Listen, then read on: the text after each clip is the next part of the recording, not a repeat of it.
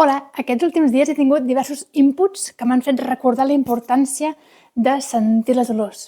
Fa uns dies vam redescobrir un joc que tenim a casa d'uns potets que olores i intentes endevinar de què fa olor.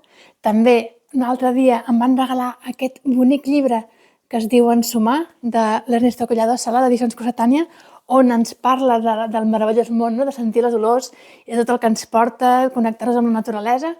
I també avui, al curs que estic seguint aquests dies, ens han parlat de que moltes persones amb patologia respiratòria tenen patologia també a nivell de nas, senten menys bé les olors, tenen menys ganes de menjar perquè senten menys aquestes olors bones de l'alimentació, i el que passa amb això és que llavors menjant menys, perds massa muscular i tens més desacondicionament físic.